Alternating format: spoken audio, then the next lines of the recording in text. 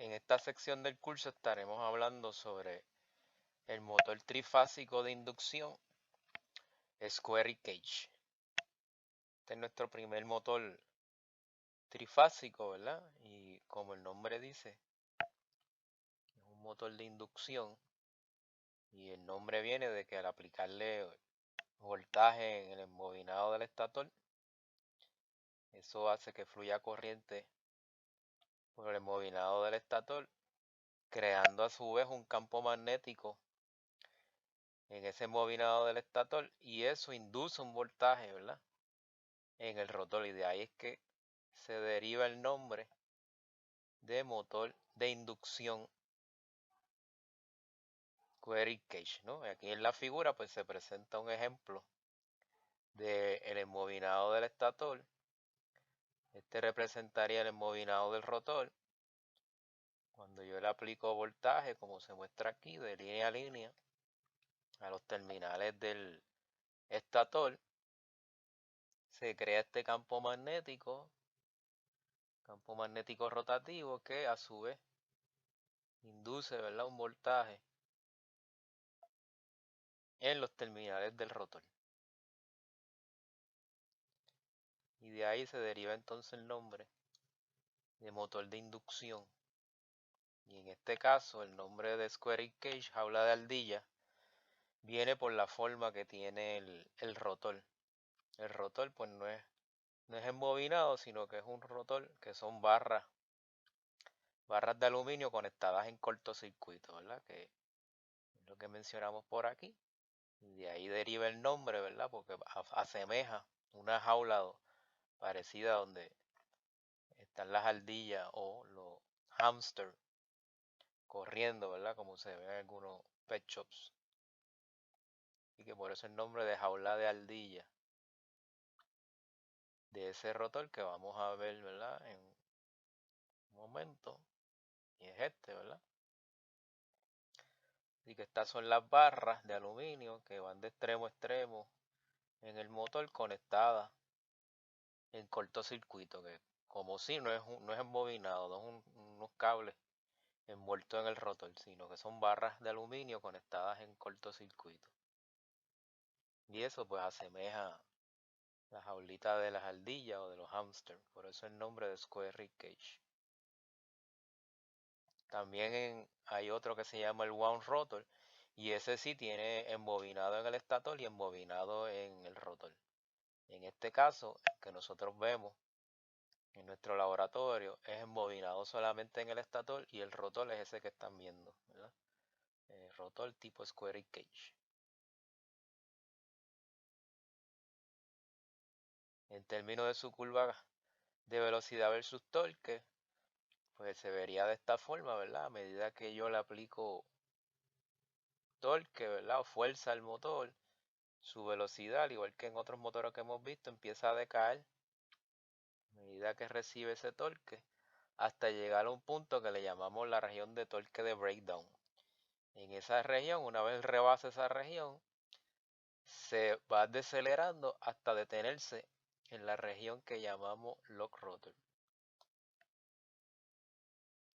O sea que él no resiste un torque infinito, va a haber un torque, ¿verdad?, de breakdown que va a decir hasta aquí es donde yo puedo llegar, empieza a decelerar rápidamente hasta que cae en esta región de lock rotor donde el motor se detiene completamente.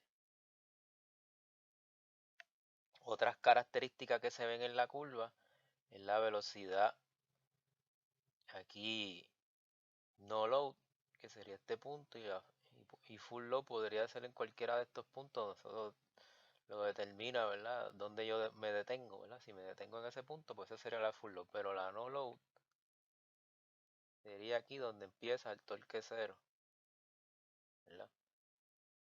Entonces yo tengo una que es la velocidad sincrónica, S-Syn o NS, dependiendo del libro que utilice. Y entonces esa diferencia entre la velocidad sincrónica y esa velocidad de rotación no load, o puede ser full load, ¿verdad? Si fuera full load, fuera de aquí hasta acá, un poquito más grande. Le llaman el slip. Y ese slip, esa pequeña diferencia entre esas dos velocidades, es lo que le da, ¿verdad?, el torque necesario al motor para que pueda arrancar. Y eso vamos a discutirlo más adelante. Así que tengo aquí los términos de velocidad sincrónica, que es la velocidad del campo magnético, ¿verdad? No es la velocidad del rotor, sino la velocidad del campo magnético en el estator. La de rotación, esa sí es la velocidad del motor. Puede ser no load, que es sin carga, o puede ser full load con carga máxima. El torque de breakdown ya lo discutimos, en la región de la curva donde la velocidad comienza a reducir hasta que el motor se detiene completamente en la región del lock rotor, que es ahí donde se detiene, ¿verdad?, el motor. El término de slip, ya discutimos que es la diferencia entre esa velocidad sincrónica y la rotacional, ¿verdad? Ese sin y acá ese rot, que la rotacional, como dijimos, puede ser o a no load o a full load. La sincrónica pues es la velocidad, como dijimos, del campo magnético rotativo. Y este slip se puede expresar en por ciento, ¿verdad? O generalmente se expresa en por ciento. Lo puedo tener en valor absoluto, que es simplemente restar la velocidad sincrónica menos la rotacional, en no load o en full load, o lo puedo tener en slip, que sería entonces dividiendo ese slip absoluto entre la velocidad sincrónica por 100%. Veamos entonces un ejemplo, ¿verdad?, de cómo se aplica esa fórmula y concepto del slip. Tengo un motor square cage de 4 polos que posee los siguientes parámetros. Una velocidad sin carga o no load de 1775 RPM. Y si tiene esa velocidad no load, deseamos calcular su porciento de slip en no load. Pues hay una formulita, porque aquí en ningún lado le van a dar la velocidad sincrónica, pero esa es estándar porque la velocidad sincrónica es una fórmula que es 120 por la frecuencia entre el número de polos. 120 por la frecuencia entre el número de polos del motor. Si la frecuencia es 60 Hz y el número de polos es 4, este numerito va a dar 1800, que es la velocidad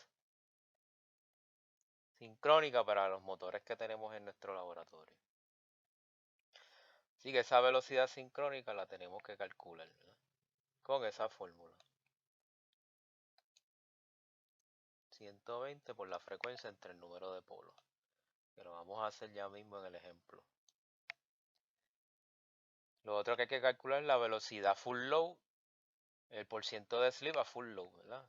Y luego el porciento de regulación de velocidad, que eso ya lo hemos calculado para otros tipos de motor. Aquí se presenta la fórmula de velocidad sincrónica, ¿verdad? 120 F, que es frecuencia. Y estamos hablando de la frecuencia de la autoridad, de la compañía, 60 Hz. Y P es el número de polos del motor, que eso lo tienen que dar, ¿verdad? En este caso, un motor de 4 polos, igual que el motor o los motores de nuestro laboratorio. Y que ese valor me da 1800 RPM. Por lo tanto, calculo el slip a no load, la velocidad sincrónica menos la velocidad rotacional no load entre la sincrónica, y por 100 me da 1.39% de slip a no load. Y entonces hago lo mismo para full load. La sincrónica menos la rotacional a full load entre la sincrónica, y eso me da 3.33% de slip a full load. Y el porciento de regulación de velocidad, aplicamos la fórmula que ya sabemos. Velocidad no load menos velocidad full load entre velocidad full load. Y que 1775 menos 1740 entre 1740 nos da ¿verdad? Una por ciento de regulación de velocidad para este motor de 2%.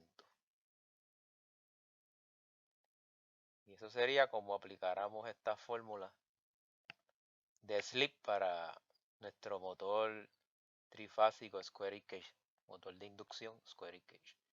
Este es otro ejemplo, tengo otra vez un motor Square Cage 4 polos, me dan la velocidad de rotación a no load. Quieren ahora el slip absoluto y el porciento a no load. Y luego en el B, si el motor tiene un slip de 7.5% a full load, que haya su slip absoluto y su velocidad de rotación. Y al final lo mismo, el porciento de regulación de velocidad. Lo primero que se hace como siempre es calcular la velocidad sincrónica, de nuevo. Es a 60 Hz, 4 polos, 1800 RPM.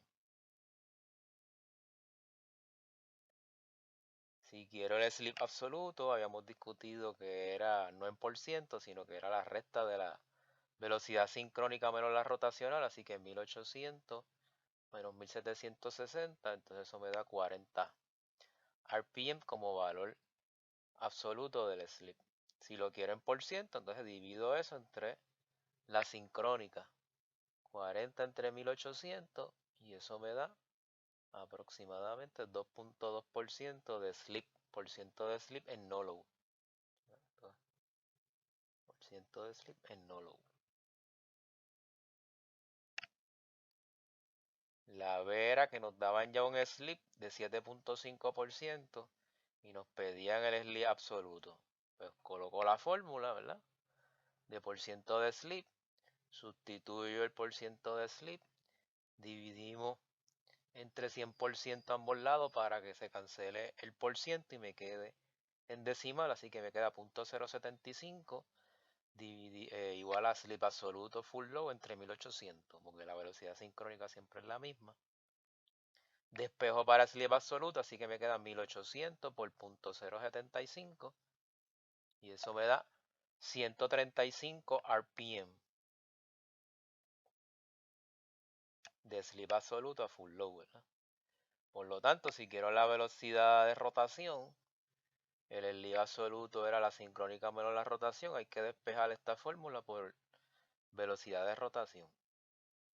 Así que pasamos velocidad de rotación para acá, pasamos slip absoluto para acá, y me queda que la velocidad de rotación a full load es la sincrónica menos el slip absoluto.